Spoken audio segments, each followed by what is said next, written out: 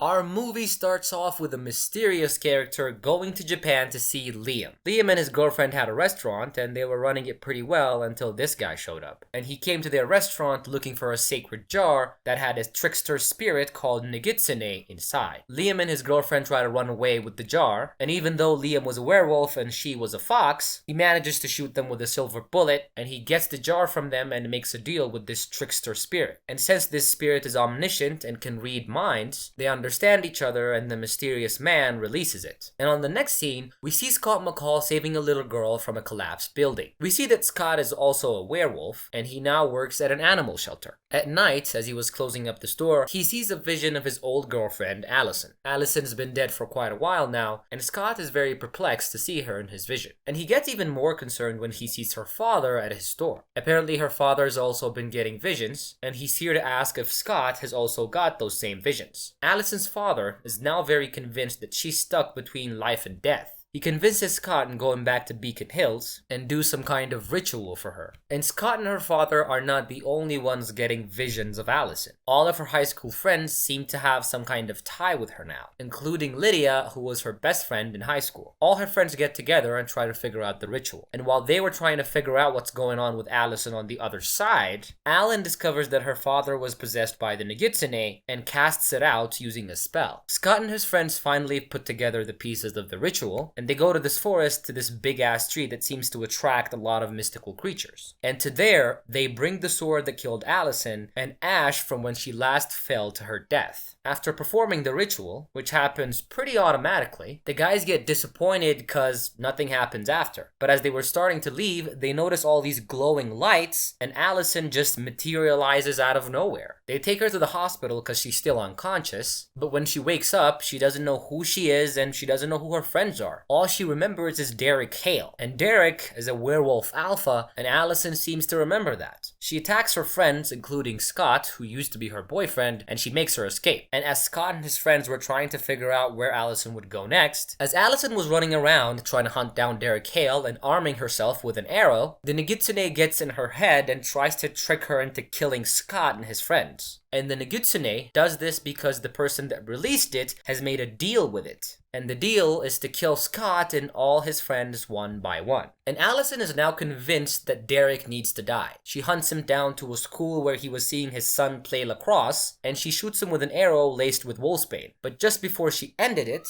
Liam gets there and stops her arrow. And not only is Liam there, so is his girlfriend and Scott. They all try to help Derek, but he was bleeding pretty bad. And before they can catch Allison and explain what's going on, she runs away again. And as all of this was going on, the police were investigating a bunch of arson cases. Apparently someone was going around burning stuff in the woods. And as the town sheriffs and the deputies were investigating at night, the Oni make a visit and take a lot of deputies with them. Scott and his friends head to his house. They save Tyler by burning his wounds, but Tyler doesn't really care about himself. He's more or less concerned about his son that Allison is now hunting. And his son, who's also a werewolf, doesn't really know how to use his powers yet. And since Allison is a werewolf hunter, and she seems to remember everything she needs to kill a 15-year-old werewolf, everybody's a little bit concerned. And Allison tracks down the kid at this auto shop that his father owns. And just before she killed him, Scott gets there and they escape together. And the rest of the team was trying to follow their tracks, but Liam and his girlfriend get caught by the Oni, and they also manage to take them too. And by take them, I mean they kind of kill them with their swords, but they don't die. They kind of like disappear and go to this other realm. And Liam and his girlfriend are not the only ones that got taken by the Oni. The sheriff, Derek, and Alan also get taken too. And so does Eli, Derek's son. And as most of his crew was being taken by the Oni, Scott didn't even know because he was trying to explain to Allison, who is trying to kill him, that he's not her enemy. But Allison is adamant about killing him because she thinks he killed half her family because the Nagitsune tricked her into thinking so. Remember how I said the Nagitsune is a trickster spirit? Yeah, that's what it does. And Scott tries to do the best he could to explain his situation, but Allison doesn't listen to a damn word he's saying. So he lets her stab him with her poisonous knife, which has wolfsbane on it, and since Scott is a werewolf, he's gonna die in about 6 hours. And this way, as he was dying, he tries to explain to her that he loves her and he was her boyfriend before she died. And she actually died in his arms. He's still not aware that half of his friends and his family has been taken by the Oni. and most of them have split into groups, and from all the evidence they can find, they all find themselves in their old high school. The same high school that Scott and his friends went to years ago. And the mysterious man who unleashed the Nogitsune has set a trap for them in the school's playground. And the Nogitsune has created a realm on the playground to another dimension where he is keeping all of Scott's friends and family. People like the sheriff, Derek, his son, a bunch of deputies, they're all stuck in this dimension. They're not technically dead yet, but they're all tied up here. Everybody gets to the playground, the big ass stadium where a big lacrosse match was happening, and Lydia and Jackson get greeted by the mysterious man. And apparently it's their old chemistry teacher. And a bunch of things happened in the past and he's pissed and now he's just trying to get revenge. Long story short, they sacrificed him to some druid. And Scott, who was dying, actually gets saved by Allison after he reminds her that he's not an enemy because she burns out the wolfsbane venom using a fire flare. And Eli, who was in the other dimension, gets thrown back into the real one by the Nogitsune. And Eli and Scott try to stop the match that's happening because this stadium has about 10,000 people here. And when night falls, the Oni are gonna come from the shadows and they're gonna kill a lot of people. But when they try to stop the match, the coach tells them that they can't. The match has to end. So either they win or a lot of people are gonna die because if the two teams tie it off, which they do, the game lasts a little longer. I don't know how lacrosse works, but I guess there is a sudden death match that happens after?